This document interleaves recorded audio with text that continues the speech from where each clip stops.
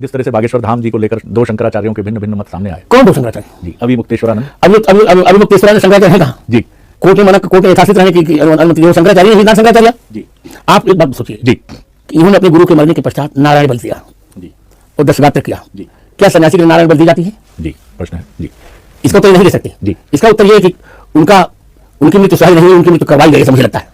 बड़ी बात आप कह रहे हैं, एक बड़ा आपका ये प्रश्न है। जी, थोड़ा सा ये अगर आप हमें समझाएं, क्योंकि ये हम भी नहीं समझ पा रहे हैं, क्योंकि हम अध्यात्म जगत और सन्यास में दीक्षित जो आप जैसे संत जन हैं, उनकी रीति नीति, ये नारायण बलि क्या क्या प्रसंग है? ये नारायण बलि अब ऐसा है कि नारायण बलि जो है जी, ये सन्यासी का जब शरीर छूट जाता है, ब्रह्मलीन होता है, जी, तो उसकी आराधना के समय नारायण बलि की जाती है। जी, धर्म सम्राट स्वामी करपात्री जी महाराज का शरीर जब पूरा हुआ था, जी, तब हम वहाँ पर उपस्थित थे, वहाँ पर भी नारायण बलि हुई थी। जी, उसके बाद से जाने कितने और सन्यासियों के ब्रह्मलीन होने का प्रसंग हमारे सामने आया। जी, कई जगह पर ऐसा अवसर था कि जहाँ पर हम ही कराने वाले थे, तो सब जगह हमने शास्त्रों के अनुसार नारायण बलि का प्रयोग करवाया, आराधना उनकी हुई। जी, षोडशी का मतलब 16 दिन में होने वाली कोई पूजा नहीं है। षोडशी का मतलब है 16 ब्राह्मणों या 16 सन्यासियों को बैठाकर 12 विष्णु और 4 गुरु, परम गुरु, परमेष्टि गुरु और परात्पर गुरु, जी, इनकी पूजा करना, इनकी परिक्रमा करना, इसी का नाम है षोडशी। तो वो कार्य भी हम लोगों ने संपन्न किया विधि विधान के साथ। जी,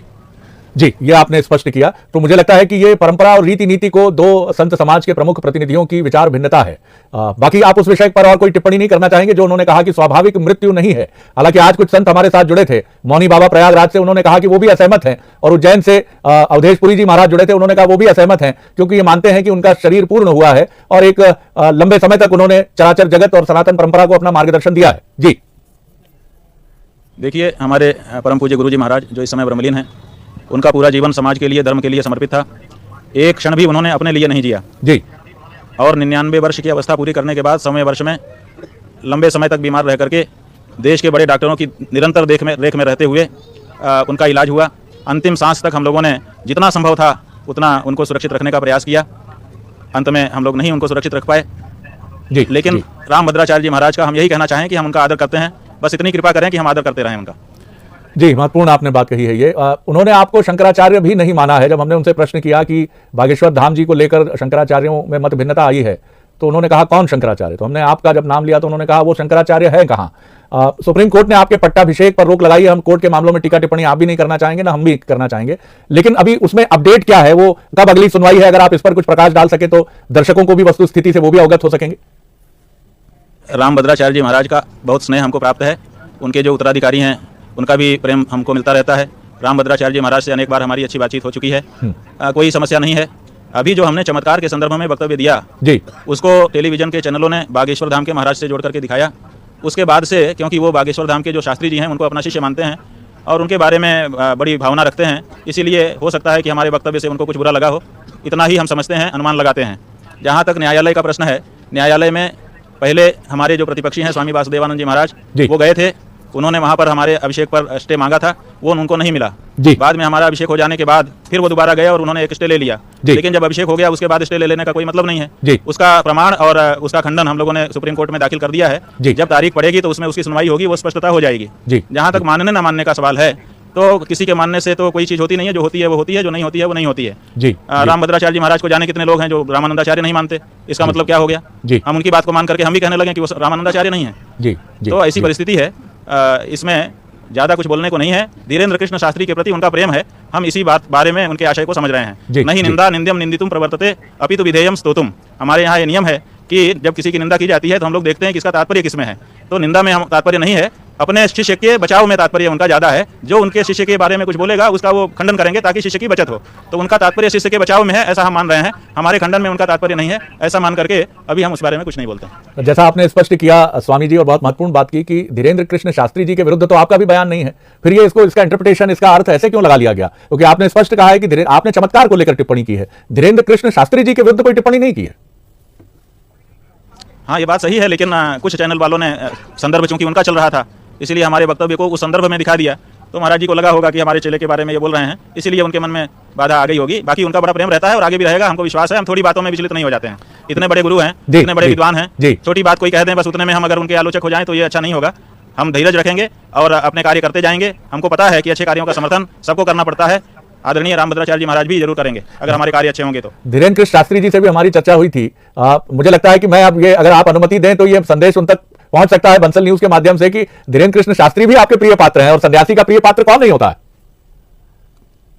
देखिए, धीरेन्द्र कृष्ण शास्त्री जी जब हमारा वक्तव्य सार्वजनिक हुआ उसके बाद उनके लोगों ने हमारे लोगों से संपर्क किया और कहा कि हम आने वाले हैं। हमने कहा आइए, स्वागत है जी। फिर वो नहीं आए, वो उनकी बात है, लेकिन हमारे मन में तो उनके लिए कोई व्यक्तिगत मैल है नहीं। वो जब आए तब स्वागत है, और नहीं तो ना भी आए तो भी स्वागत है। अच्छा कार्य करें। जी जी। ये बताइए कि ये चमत्कार की बात है। जी जी। जहां तक सिद्धांत की बात है, हमने सिद्धांत के बारे में जो कहा है उस पर हम सदा कायम रहेंगे। हम नहीं चाहते हैं कि चमत्कारों के फेर में सनातनी जनता पड़े। हम ये चाहते हैं कि जनता जो है वो तथ्यों का सामना करना सीखे और अपने पुरुषार्थ के बल पर अपना मार्ग प्रशस्त करे। बिल्कुल आपने ठीक कहा। और यहाँ भी भोपाल में जो हमारी करुणा धाम के जो पीठाधीश्वर हैं सुदेश शांडिल्य जी महाराज, उनसे जब चर्चा हुई थी तो उन्होंने कहा था कि संत को अपने आचरण से संदेश देना चाहिए, जो बिल्कुल एक बहुत समझ में आने वाली बात है। आप हमको ये बताइए कि एक संत, एक सन्यासी, सनातन परंपरा में निष्णात एक आध्यात्मिक व्यक्तित्व, उसके संदेश देने की विधा क्या हो? क्योंकि आज देश में कथावाचकों का एक बड़ा समूह है। मैंने कहता वो बहुत अच्छी बातें करते हैं और सनातन परंपरा को एक तरह से उसकी पताका फहराने की चेष्टा करते हैं और लाखों करोड़ों लोग लाभान्वित भी होते हैं, लेकिन फिर भी सनातन परंपरा को क्या कुछ भ्रम पैदा करने की कोशिश की जाती है या फिर कुछ नादानी हो जाती है? इस पर आपकी एक विद्वतापूर्ण टिप्पणी अपेक्षित है। बचपन में जब हम पढ़ रहे थे जी, तो आचार्य हजारी प्रसाद द्विवेदी जी का एक लेख निबंध हमने पढ़ा था, आचरण की सभ्यता। जी जी। वो हमारे जीवन में प्रासंगिक रहता है। उसमें उन्होंने ये निरूपित किया था जी कि बिना आचरण का कहा गया शब्द जी इंजन की भप भप भप आवाज से ज्यादा कुछ नहीं है। जी जी जी जी, बिल्कुल ठीक। इसलिए जब आप किसी को कुछ बताना चाहते हैं जी, तो पहले उसको जी करके दिखाना पड़ेगा। जी। हमारे यहाँ ये कहा गया है, आचिनोति ही शास्त्राणि आचार्य स्थापयत्यपि स्वयं आचरते यस्मात् तस्माद् आचार्य उच्यते। आचार्य वो होता है जो शास्त्रों से आचरण संबंधी बातों को निकालता है, अपने जीवन में पहले उसको अपनाता है, चल करके देखता है, फिर अनुभव हो जाने के बाद वो दूसरों को उसको शिक्षा देता है। तो जब तक हमने आचरण स्वयं नहीं किया तब तक हम दूसरों को कहने के लिए अधिकारी होते ही नहीं है। सच बात तो यही है। केवल शाब्दिक जो उपदेश है वो कानों के द्वारा प्रवेश भी करता है और दूसरे कान से निकल जाता है। स्वामी जी, कुछ समय पहले एक बहुत इसी संन्यास जगत की ही एक बड़ी विभूति से हमारी चर्चा हो रही थी।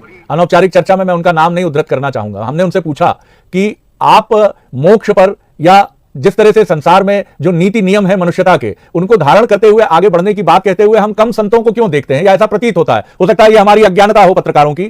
तो उन्होंने कहा नहीं, आपकी बात में काफी हद तक सत्यता है, क्योंकि अधिकांश मनुष्य पीड़ित होता है अपने जीवन के कष्टों से। अधिकांश लोग इसीलिए सन्यासियों के पास या तथाकथित जिनके साथ चमत्कार तत्व जुड़ता है वो आते हैं तो कि बच्चे को कष्ट है, स्वास्थ्य में समस्या है, धन नहीं जुड़ पा रहा है, नाना प्रकार की व्याधियां परेशान कर रही हैं, दुश्मनी और शत्रुता है। तो क्या क्या ये अनादिकाल से चलता आया है और चलता रहेगा स्वामी जी? जी जी।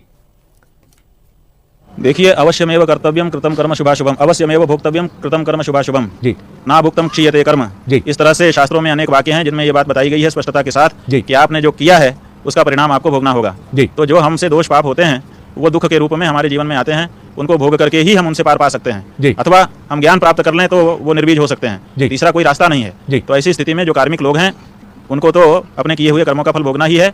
ऐसा कोई चमत्कार नहीं है कि हमारे पाप को दूर करके और हमको पुण्यात्मा बना दे और हमको सुख भोग मिलने लग जाए। जी जी।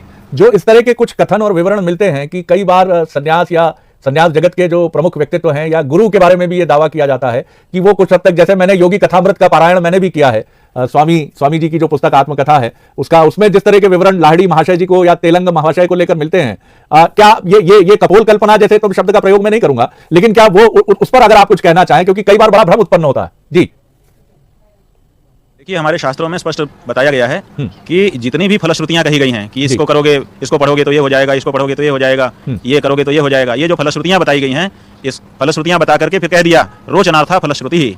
ये फलश्रुति इसके लिए बताते हैं कि प्रवृत्ति हो जाए सामान्य व्यक्ति की। जब प्रवृत्ति हो जाएगी और धीरे धीरे आगे बढ़ेगा, उसकी समझ आगे बढ़ेगी तो वो जान ही जाएगा कि ऐसा कुछ नहीं होता है, लेकिन वो सदाचार में लग जाएगा। तो ये केवल आकर्षित करने के लिए वाक्य हैं, इससे ज्यादा इनका तात्पर्य नहीं समझना चाहिए। अंतिम प्रश्न कर रहा हूं। आपने बहुत धैर्यपूर्वक, और मुझे ये बहुत अच्छा लगा कि आपने बहुत संयम से, और ये बहुत अच्छी चीज़ है कि आपने हर प्रश्न का, जो प्रश्न हमारे मन में थे और जो इसके पहले की खबर से भी जुड़े थे, आपने उन सब का उत्तर बहुत धैर्यपूर्वक दिया है। यही सबसे महत्वपूर्ण चीज़ है। और मैं ये कहना चाहूँगा कि आप मीडिया से भी क्या अपेक्षा रखते हैं, क्योंकि कई बार कुछ त्रुटियां, गलतियां सभी से हो सकती हैं, हमसे भी होती हैं, परसेप्शन एक बन जाता है या बनाने की कोशिश हो जाती है। आप सनातन परंपरा की जो ध्वजा और पताका है उसको किस तरह आगे जाते हुए देखते हैं, और हम सभी मीडिया सहित किस तरह से संयमशील होकर आगे बढ़ें? जी।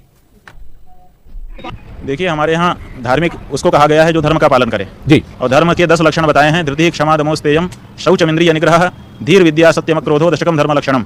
इन 10 धर्म के लक्षणों में पहला जो धर्म बताया वही धैर्य है। जी। जिसके पास धैर्य नहीं है वो धार्मिक नहीं है। जी। इसलिए धार्मिक रहने के लिए हमको धैर्य तो धारण करना ही है। हर परिस्थिति में धैर्य धारण करके और अपने शिष्टाचार को बिना भूले बड़े लोगों का आदर सम्मान करते हुए अपने को आगे बढ़ाना है। तो हम प्रयास करते हैं कि जितना हो सके करें।